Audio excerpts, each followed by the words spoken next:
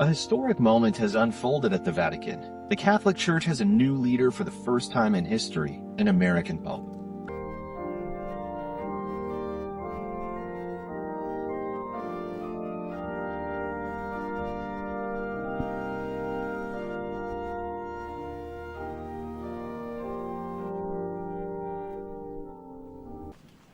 I'll begin with a word in English, and the rest is in Italian.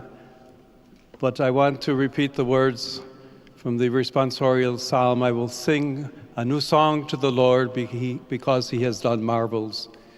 And indeed, not just with me, but with all of us, my brother cardinals, as we celebrate this morning, I invite you to recognize the marvels that the Lord has done, the blessings that the Lord continues to pour out upon all of us.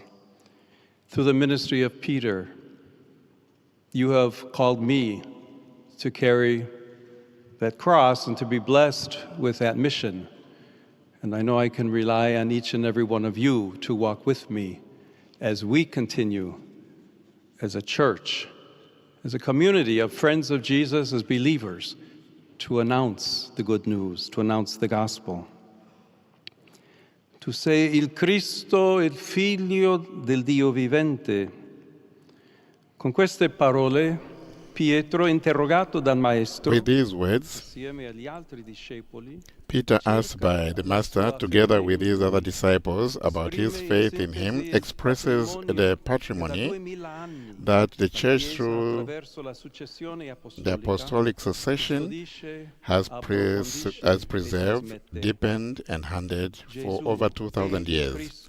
Jesus is the Christ, the Son of the living God, the only Savior, who alone reveals the face of the Father.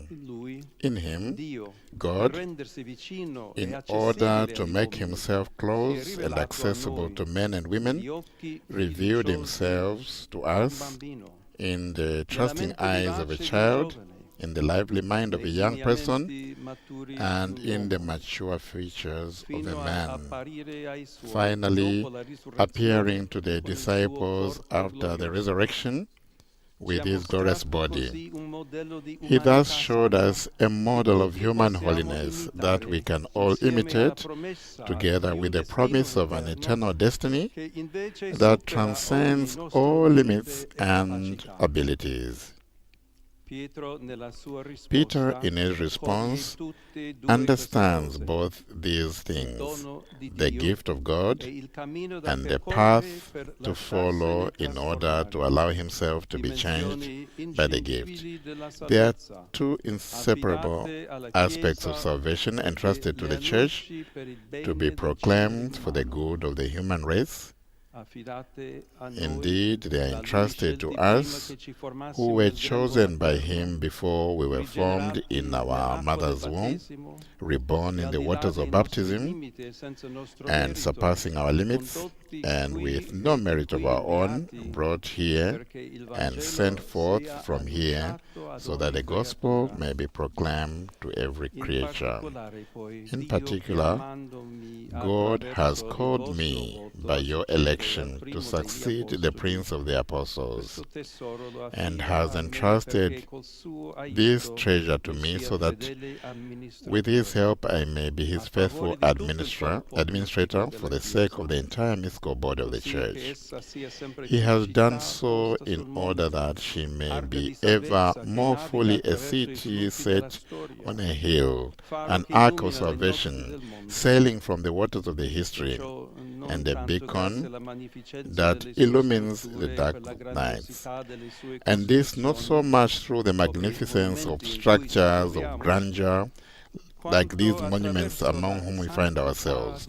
Rather, he did this holiness for her members, for we are the people whom God has chosen as his own, so that we may declare the wonderful deeds of him who called us out of darkness.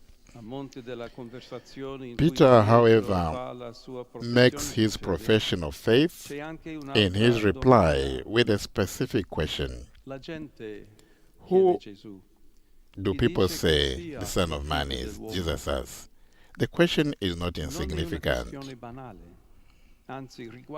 It concerns an essential aspect of our ministry, namely the world in which we live with its limitations and its potential, its questions, and its convictions. Who do people say the Son of Man is?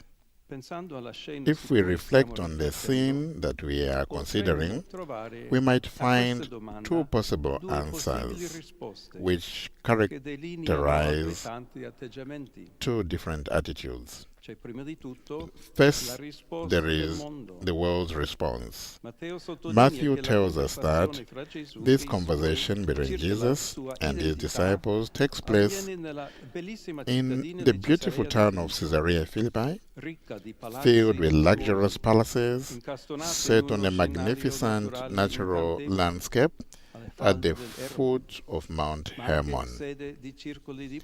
But it was also a place of cruel power plays and the scene of betrayals and infidelity.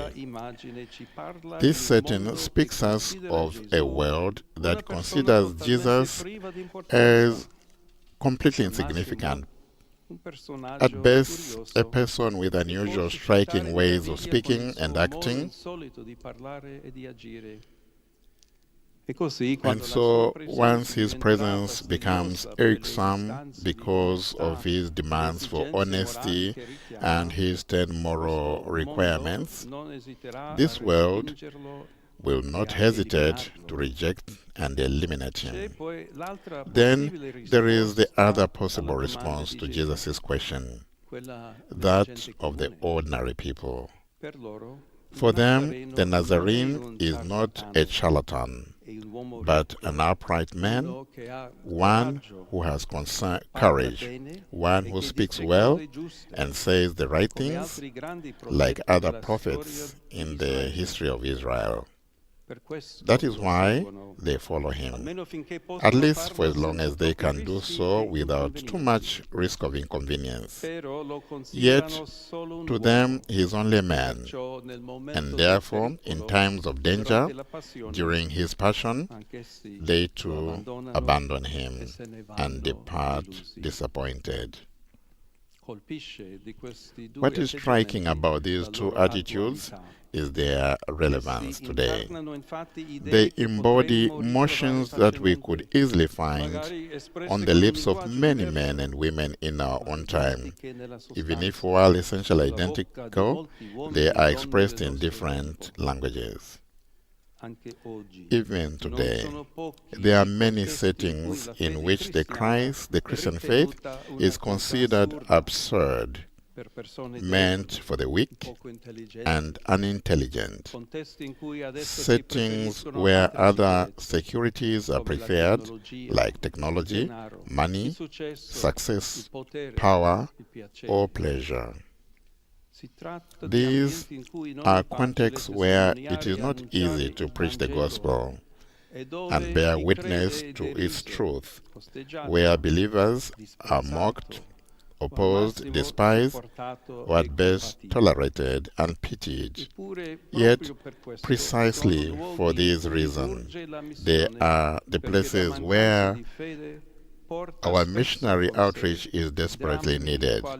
A lack of faith is often tragically accompanied by the loss of meaning in life, the neglect of mercy, appalling violation of human dignity, the crisis of the family, and so many other wounds that afflict our society. And these are not few. Today, there are also many settings where Jesus, although appreciated as a man, is reduced to a kind of a charismatic leader or a superman. This is true not only among believers, but also among many baptized Christians who thus end up living at this level in a state of practical atheism. This is the world that has been entrusted to us, a world in which Pope Francis taught us so many times we are called to bear witness to our joyful faith in Jesus our Savior. Therefore, it is essential that we too Repeat with Peter, "You are the Christ, the Son of the living God." It is essential to do this, first of all, in our personal relationship with the Lord, in our commitment to a daily journey of conversion, therefore, to do so as a church, experiencing together our fidelity to the Lord and bringing the good news to all. I say this, first of all, to myself, as the successor of Peter, as I begin my mission as Bishop of Rome, and called in charity to the universal church, according to a well-known expression of St. Ignatius of Antioch, and called to preside in charity over the universal church. St. Ignatius, who was led in chains to the city, the place of impending sacrifice, wrote to the Christians, "Then I will truly be a disciple of Jesus when the world no longer sees my body." Ignatius was speaking about being devoured by the wild beasts in the arena, and so it happened. But his words applied more generally to an indispensable commitment to all those in the church who exercise the ministry of authority. It is the move aside so that Christ may remain, that we may make oneself small and he may be known and glorified, to spend oneself to the utmost so that all may have the opportunity to know and love him. May God grant me this grace today and always, throughout the loving intercession of Mary, Mother of the Church.